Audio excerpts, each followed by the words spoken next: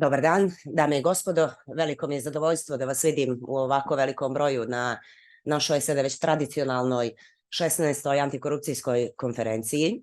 Vrlo mi je drago što u prvim danima njegovog mandata sa nama imamo premijera, čovjeka za koga važi da se primarno interesuje za ekonomiju. Ali pošto ekonomskog razvoja i rasta nema bez vladavine prava i borbe protiv korupcije, radujem se da ćemo danas čuti od premijera koji su to planovi njegovog kabineta kada je u pitanju borba protiv korupcije. Izvolite. Uvažene ekscelencije, uvažena gospođo Ćalović Marković, poštovani predstavnici međunarodnih organizacija, koleginice i kolege, dame i gospodo. Dozvolite mi na početku da zahvalim na pozivu da u ime Vlade Crne Gore, a u kapacitetu predsjednika Vlade učestvujem na ovoj konferenciji. Korupcija je ne samo negacija prava, pravde i nepristrasnosti, već i krupan ekonomski problem. Naime, korupcija ugrožava tržišnu konkurenciju jer dovodi do nejednakih uslova poslovanja i postavlja barijere ulasku na tržište.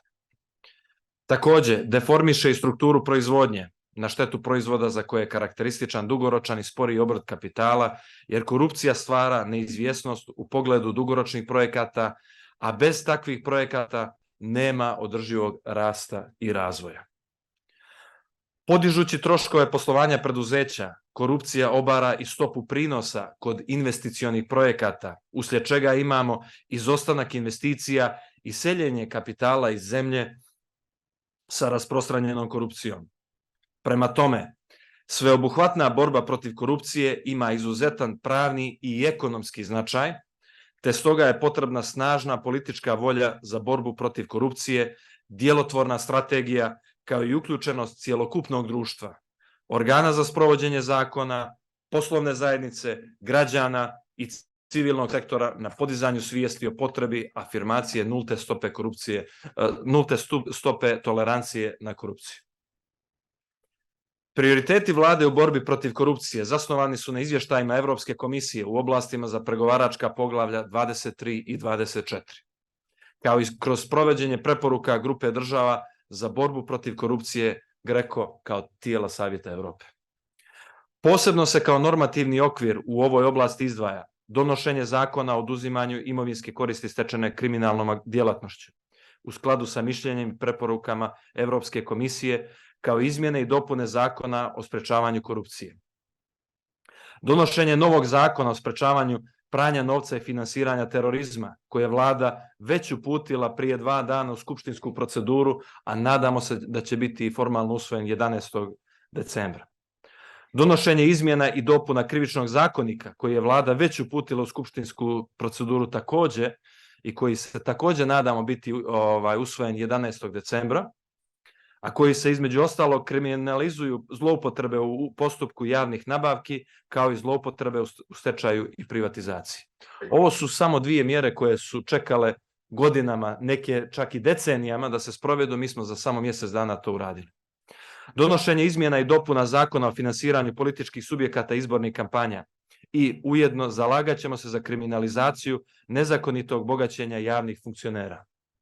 U strateškom dijelu, a shodno preporuci iz izvještaja Evropske komisije za 2023. godinu, prioritet će biti donošenje nove strategije za borbu protiv korupcije, za čiju izradu će biti zadužen novi Nacionalni savjet za antikorupciju, koji se očekuje da bude uskoro obrazovan od strane vlade.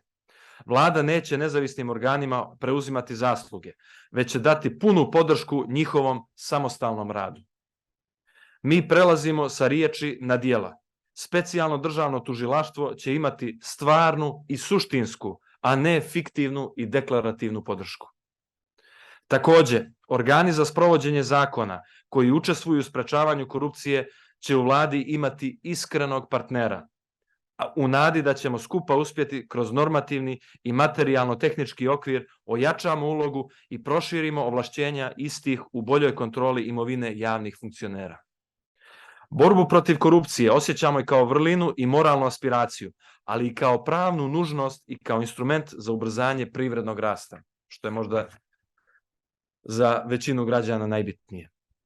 I na kraju želim da naglasim da vizija ove vlade ostvarenje modernog demokratskog društva, vladavine prava i jakih institucija koje uživaju povjerenje građana kao temelja blagostanja cjelokupne zajednice. Hvala vam. Samo jednu stvar bih također da napomenem, imamo nažalost zbog zgusnutog rasporeda u 10:30 imamo jedan poziv sa gospodinom Varheljem. Jako je bitna tema, neki od vas su upućeni u tematiku, nažalost zbog nerada u prošlosti, nećemo spominjati ko i kako, imamo jednu jako tešku situaciju. Crna Gora je pred uključenje na sivu listu Fatva i Manivala i to je jedna jako ozbiljna situacija koju smo pristupili maksimalno odgovorno. U 10:30 imamo poziv sa gospodinom Varheljem i želimo da pokušamo zadnjim naporima da izbjegnemo jednu takvu vrlo nepovoljnu situaciju za našu zemlju koja će opteretiti ekonomski razvoj i opteretiti mnoge pozitivne stvari koje upravo radimo u sljedećih godinu, dvije. Tako da diplomatskim aktivnostima i upravo ovim predanim radom, vidjeli ste 2 zakona su upravo usvojena u rekordnom roku, želimo da pokažemo da stvarno postoji jedna kvalitativna razlika u odnosu na prošlost i upravo zbog toga imam jedan poziv u 10:30 i zbog toga se stvarno izvinjavam što ću morati da napustim malo ranije nego što sam planirao. Hvala puno. Hvala gospodine Spajiću, razumijemo da je to od posebnog značaja. Nadamo se da ćemo svakako imati priliku da vidimo konkretne korake kada su u pitanju slučajevi borbe protiv korupcije, kao što ste to uradili i sada kada je u pitanju pranje novca. A šta je to što su prioriteti i što bi trebali da budu prioriteti iz ugla Evropske komisije? Čuli smo mnogo puta borba protiv korupcije i organizovanog kriminala. Šta to zaista znači? Kada je u pitanju proces evropskih integracija, reći će nam njena ekscelencija, ambasadorka Evropske unije u Crnoj Gori, Oana Cristina. Izvolite. Hvala vam. Dobro jutro svima. Dear Mr. Prime Minister, dear ministers, excellencies, dear colleagues, representatives of state institutions, media, dear Vanja. I will try to answer your questions, what concretely needs to be done.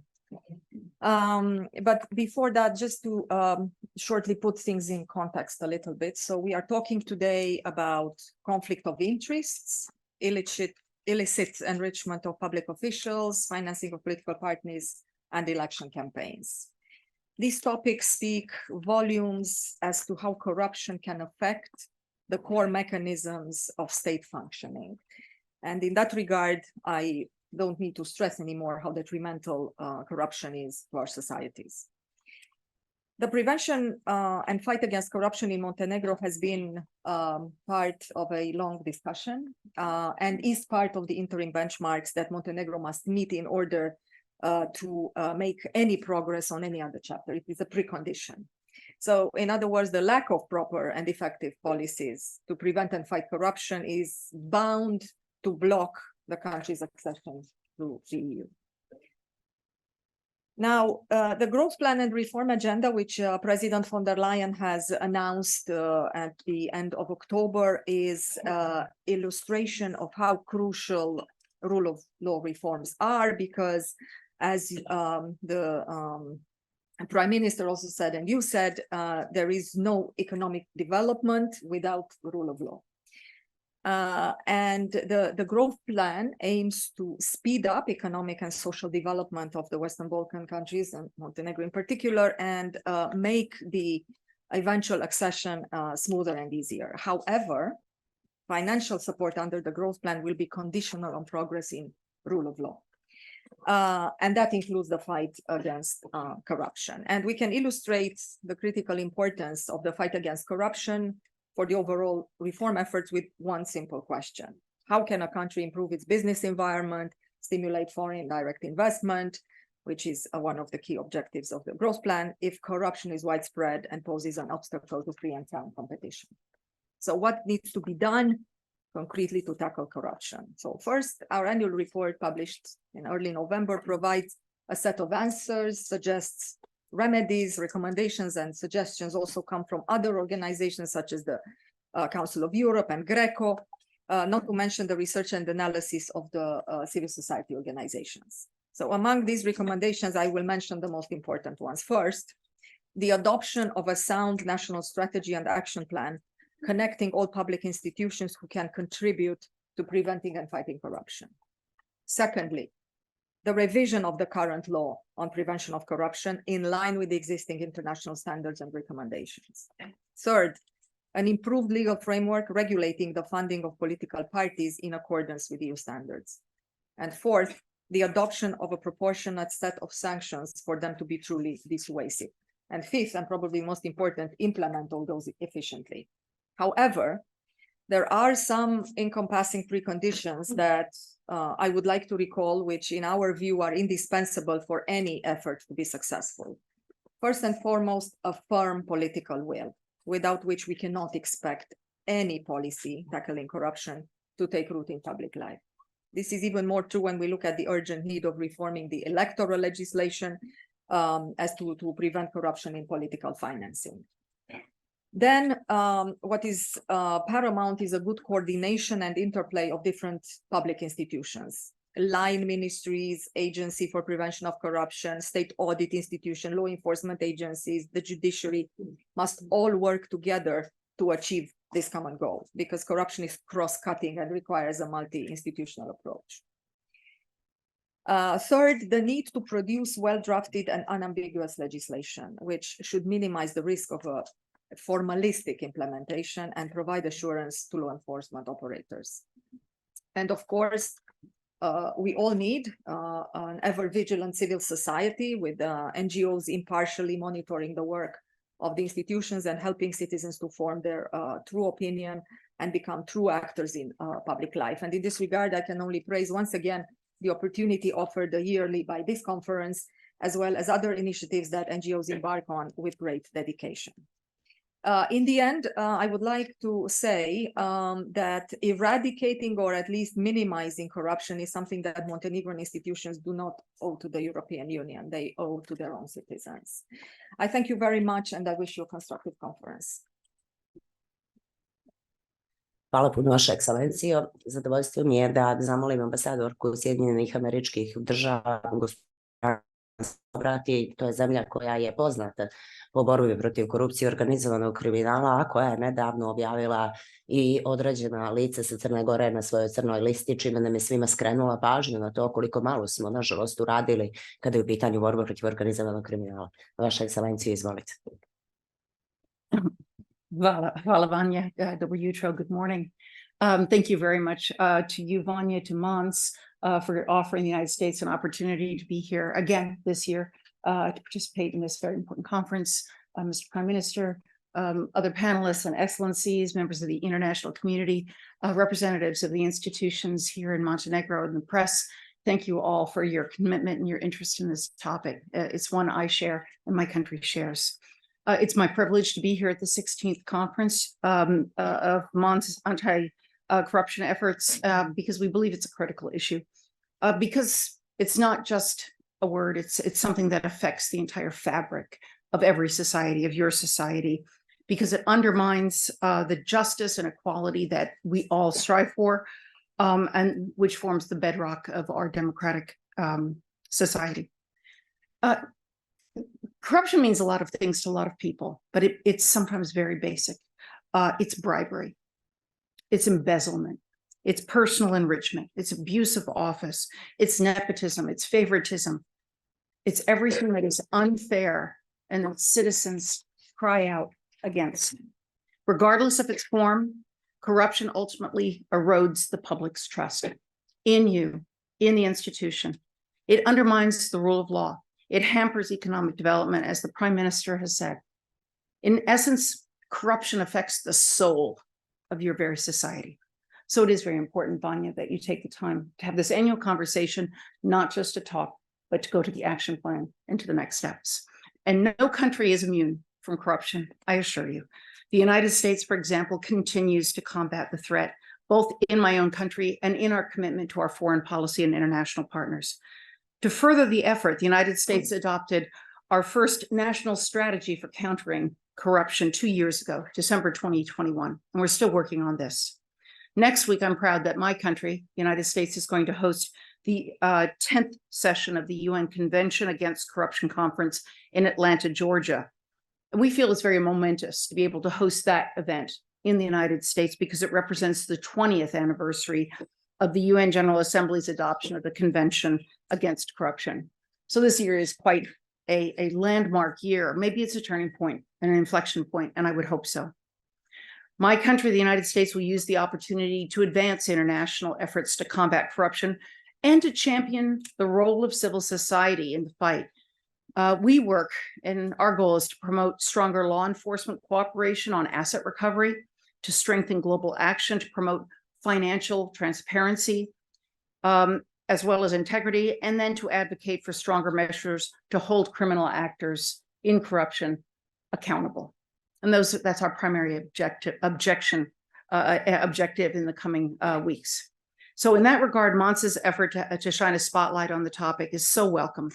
Efforts like this will help to maintain healthy democratic systems, foster your economic growth, and uphold the principles of justice. Because, as I've already made reference, public corruption, it erodes your institutions. And it's what the EU ambassadors referenced. It's what the reports on from the EU have pointed out. Weak institutions are even further weakened when there are corrupt behaviors. And so now I'm going to turn to the public service. And when I say public service here, I'm meaning the public administration, those who serve the public. Public service to me is a noble calling. It's what I chose to do. I am in the public service. I annually report my assets. I'm not any different than the President of the United States or an entry-level clerk in the US public administration. I consider my work a commitment to public good, particularly for my country, but also in my relationship with Montenegro. As a public service, I and any others of you who are in the public administration promise people, you promise citizens that you will not abuse your position, that you will not abuse your authority, and that you'll be selfless in the way you serve your duties, and including keeping the citizens' interests first and foremost. So therefore, I turn to the government of Montenegro and ask you to prioritize this, the fight against corruption and the enhancement of the integrity of your public administration. It's not easy, and there are hard decisions to be made. We're all human, but that's not an excuse. We cannot forget that when you're in power, you have a responsibility to the citizens. It always comes back to the people of the country, my country, your country, any country. Public service should be and is synonymous with integrity, honesty, and a commitment to the well-being of the citizens, because citizens expect and demand that there will be transparency, there will be accountability, and there will be ethical conduct by public officials. So the government and public officials work really hard, but you cannot do it alone. You can't root out corruption all by yourselves. You need civil society. Civil society, as you know, is the watchdog. Civil society is the voice of the voiceless. Raising awareness about the detrimental effects of corruption in society is the role of civil society. We need to listen. Civil society organizations are tough. They scrutinize the action of government officials and institutions. And we thank them for their toughness. We thank them for their criticism. We thank them for their activism because it holds us to account. And frankly, it makes us better. Finally, though, it isn't just public administration and government. It's not just the civil society. It's each one of us as citizens in our respective countries and in our respective societies. Citizens do have a responsibility. First, citizens just need to acknowledge that corruption exists and that they don't tolerate it. If every citizen made that commitment, there would be the first big step to breaking the cycle of corruption. Understanding the negative impact on societies and by extension on your own life really makes a difference. And then you need to speak out, whether you're in civil society, government, or as a private citizen. It takes courage, it takes resilience, but it's worth doing. If you stand firm and speak out as a citizen and you advocate for change, you will change the corruption cycle. There are many brave people in the world who fight corruption, and many of them are in this room. And that's why every year I see corruption fighters like you. And you're all anti-corruption champions. You're architects of change, you're guardians of justice, and you're guardians of integrity. Champions like this should inspire us, and they inspire me, and they make me want to do my job better. I hope they do the same for you, and I hope you'll support them. It's one reason why I give you an early insight that later today, I'm proud that my government will recognize champions of anti-corruption. And in fact, the special state prosecutor of Montenegro, Vladimir Novovic, is in Washington right now, and he will be the recipient of a recognition as a champion of anti-corruption. And I'm proud of that. His work prosecuting criminal activities, together with all the members of the prosecution, is worth noting and encouraging. The fight against corruption is not an easy one, but history shows us that when we unite as individuals, there is no challenge we cannot overcome. So today's event is a call to action, and I believe I used those same words last year. So I again repeat my call to action.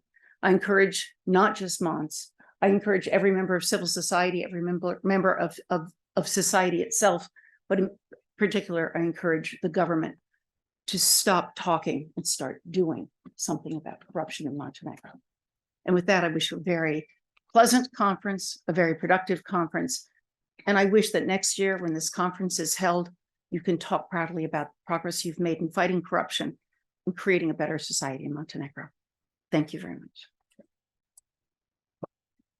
Hvala vaša ekscelencijo. Zadovoljstvo mi je da unaprijed čestitam zaista zasluženu nagradu gospodinu Novoviću. Malo nam je žao što nije mogao da bude sa nama danas ovdje, nego prima tu nagradu u Vašingtonu, ali bit će prilike.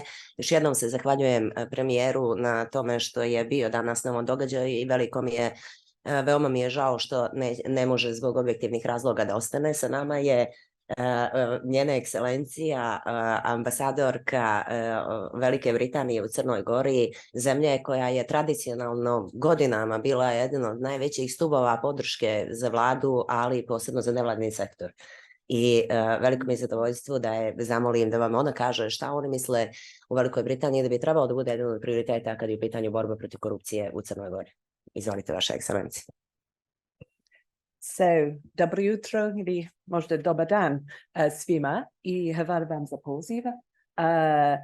Your Excellencies, dear friends and colleagues, as I say, thank you for the invitation. I'm going to also talk a little bit about what corruption is and its impact. So, as a 19th century British politician, Lord Acton once said, but others had also said already, I think, all power corrupts and absolute power corrupts absolutely. Perhaps that's why successful democracies are all about checks and balances. Nobody enjoys absolute power and nobody is completely powerless. The UK recognises that corruption lies at the heart of so many of today's problems, not only in Montenegro or in this region, but globally. Corruption is the result of an abuse of power, and it's impossible to build security and prosperity and justice for all in a country riddled by corruption. Because corruption undermines trust. It deters investment, it holds back growth, and it stifles justice. Corruption undermines a country's security and it's fertile ground for organised crime and the growth of autocracy. That no country is free of corruption is also true, and the UK is included in that, and that's often used as an excuse. Some people will say there's no point in fighting corruption, it's a fact of life, it exists everywhere. But that, to me, misses the point. Fighting corruption is about us all trying harder. And as any ordinary citizen will tell you, it matters a great deal whether you encounter corruption once a year or you have to live with it all of the time. So our lives are built on relationships. People we know we can rely on to help us. But corruption may start with small things. It might be about giving money to an official, a policeman, or a doctor. Perhaps it's someone we know. And we want to get something done. We want to get it done more quickly. It's just a favour. No one's getting hurt. But actually, we need to understand that by getting more than our fair share, we're depriving someone else of what they need. There's no privilege that doesn't leave someone else underprivileged. And left unchecked, corruption becomes accepted. It becomes the way society works, the way things are done. Not fairly, but with some people always getting what they want first. And as my US colleague has said, it's unfair. And left unchecked, corruption becomes a rot that undermines trust, undermines fairness, and actually destroys a society from within, often without people even noticing it's happening. Fighting corruption is a thankless task with few rewards. Most people would like to stay quiet, especially if they think small things don't matter.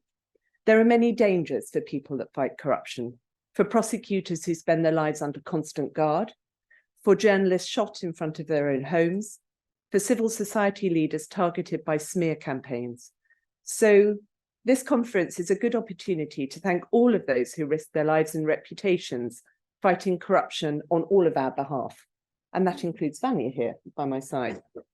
Without such people, this country and other countries can never become places where young people stay because they have a future built solely on their talent, which attracts investment, which grows the economy, and which develops the quality of life we all want to see, and which helps Montenegro on its path to become an EU member. So, Vanja, everyone, my presence here is a sign of how seriously the UK takes your fight against corruption. Anti-corruption efforts will always enjoy my country's support. Working with our partners, we'll share with Montenegro our experiences, including on implementing anti-corruption legislation. We will offer the support of our experts. So thank you. Hvala puno, Vaša ekscelencijo. Veliko mi je zadovoljstvo da je sa nama ambasadorka države koja je između ostalih mnogih stvari poznata i po svojoj mafiji i po odlučnoj borbi protiv te mafije, ali nažalost i po strašnim žrtvama koje su institucije dale u pokušaju da se izbore sa tom mafijom. Njena ekscelencija, ambasadorka Republike Italije, izvolite. Thank you very much. Dobro jutro, everybody. Hvala vama. Thank you very much, Vanja. Thanks to all of you authorities presented today. Indeed, what you said is true. I mean, my country has a long history of corruption and of fight against corruption, thank God. It was not only that we had a problem with corruption, but we reacted to that. And I think this is the most important element. Indeed, at the beginning of the 90s of last centuries, with the so-called end of the First Republic in Italy, we discovered that many of our politicians were corrupted. And there was a big system of corruption in my country. And we react very strongly to that. And we react very strongly so well that actually we became a model in fighting against corruption. And some of our institutions, I'm thinking, for example, to the Guardia di Finanza, are taking as a model for fighting corruption and for checking all the time what politicians are doing, but not only politicians, as Judy was saying, also about public officials, civil servants like us, because indeed corruption has different levels and different layers. It starts from the bottom and goes up to the top. And so, I mean, we started fighting against corruption, first of all, with very strong legislation, with a normative framework, very pervasive at the end of the day, but, you know, needed in order to fight against corruption at different level. And I can tell you, as a diplomat and so as member of the civil servant of my country, indeed, in order to spend money or public money of the public administration, we need to follow so many rules and norms and everything, because indeed the country wants to be absolutely sure that nobody is tempted in steal not even a single euros from the money of the citizen, because public money are money of the citizen. But apart from the legislative framework that is absolutely needed, a part of norms and rules that indeed are very important, and a part of the implementation of this rule and this normative framework, there is another aspect, because all these things are needed, but are not sufficient. There is something else that needs to play and to work, and is to build a culture of legality that needs to be built in the country. A culture of legality that should start from the early beginning and should involve the whole society, starting from children at school. Basically, it's important to teach to children at school the culture of legality.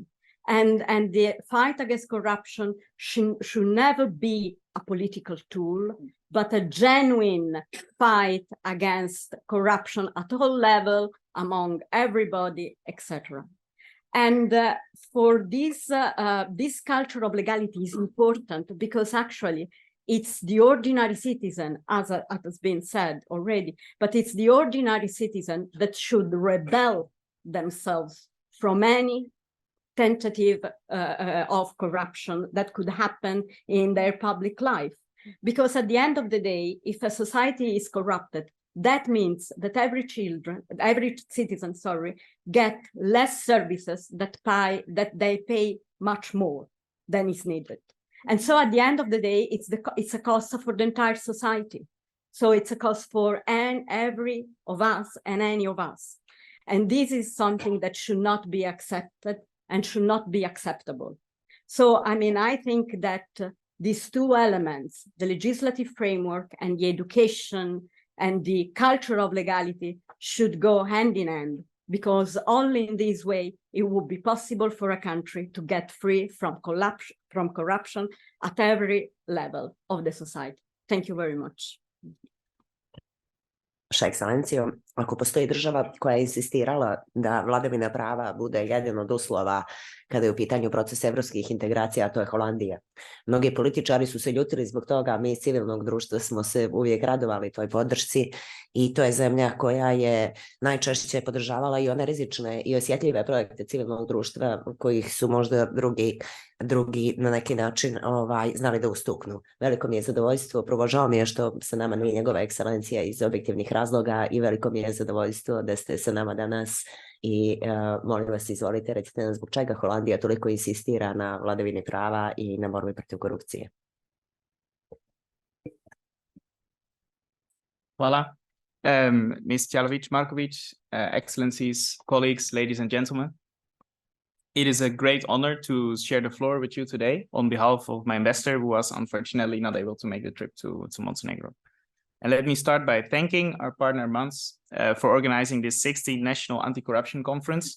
Thanks for gathering us around this important topic on which we gladly cooperate. Corruption, the simplest definition, is the abuse of entrusted power for private gain. The power entrusted by us, citizens, to our democratically elected governments, or any person or organization entrusted with a position of authority. Corruption erodes trust, and with it comes violation of people's rights, weakening of democracy, hampering of economic development, inequality. Basically nothing good for society as a whole. And while it brings huge benefits to a small group of people, it makes life worse for everyone else. It's therefore that we should not stay silent when faced with a problem of corruption and avoid that silence turns into acceptance. 3 examples of what each and every one of us can do.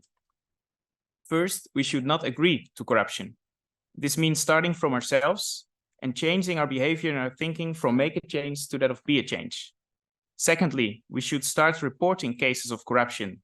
There are institutions mandated with fighting corruption, and by reporting, we give them the opportunity to address. And thirdly, we need to stand together against corruption. Not so long ago, widespread corruption and lack of citizens' trust in institutions were identified as the main challenges undermining Montenegro's EU accession process. And here we are today, all together, institutions, politicians, civil society, international community, discussing ways to tackle exactly these challenges. Exposing corruption and holding the corrupt to account is a top priority for the EU and for the Netherlands. Why? Because corruption severely impacts society. undermines institutions, and helps organized crime groups prosper. I will conclude. Rule of law and putting an end to corruption are crucial to a thriving democracy, and civil society has the important task to raise the voice of citizens and holds the ones in power accountable. We are looking forward to see the clear ambitions of the government on the fight against systemic corruption materialize to the benefit of Montenegro and its people, and to the benefit of the European future of the country. And you can count on the continued support from the Netherlands here.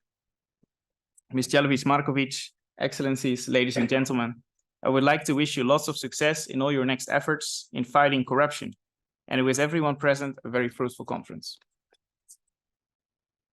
Hvala vam puno, gospodine Strien. Zadovoljstvo mi je zaista da i danas razgovaramo sa ovako velikim brojem ljudi koji suštinski donose odluke u ovoj državi, predstavnicima međunarodne zajednice o borbi protiv korupcije u Crnoj Gori. Ovo je već 16. godina da sa raznim strukturama na vlasti razgovaramo o ovoj oblasti. I vjerovali smo da je jedan od osnovnih preduslova da dođe do nekog konkretnog napretka smjena vlasti. Ali se je pokazalo da to nije i dovoljan uslov da zaista dođe do nekih konkretnih promjena.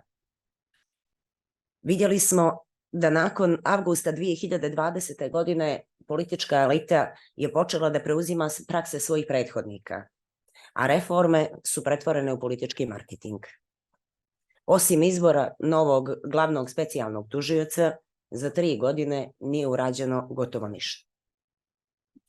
A iz njegovih optužnica, kao i iz objava medija o komunikaciji bivših visokih državnih funkcionera i dopisivanjima kriminalaca, počinjemo da shvatamo razmjere zarobljenosti države od strane organizovanog kriminala i raširenosti korupcije.